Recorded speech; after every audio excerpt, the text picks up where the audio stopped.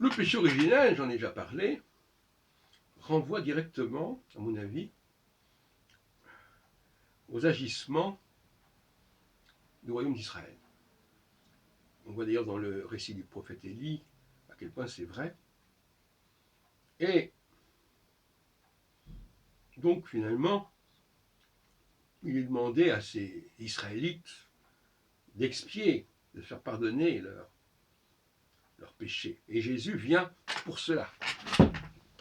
Et il ne vient pas pour sauver une humanité qui aurait commis dans un passé immémorial je ne sais quel péché. Il est venu pour réconcilier et pour pardonner aux Israélites, qui sont d'ailleurs les seuls concernés par cette histoire, puisque pourquoi des païens seraient-ils intéressés à se rapprocher, comme il dit dans l'Épître aux Éphésiens, qui ne veut absolument rien dire autrement, à se rapprocher des Judéens. C'est bien parce qu'il y a une vieille histoire entre eux, ce qui n'est pas le cas des païens. Donc, il faut resituer complètement historiquement l'idée du péché originel. C'est le péché de ces Israélites qui n'ont pas respecté les avertissements des prophètes.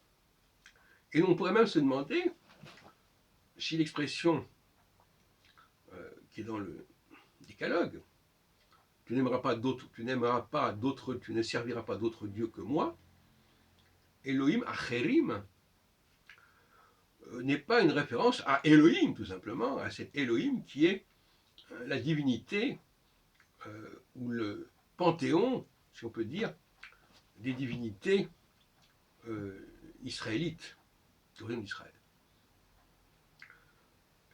Parce que là encore, les décalogues, c'est un catalogue, un réquisitoire qui signale tout un ensemble de fautes commises par les Israélites.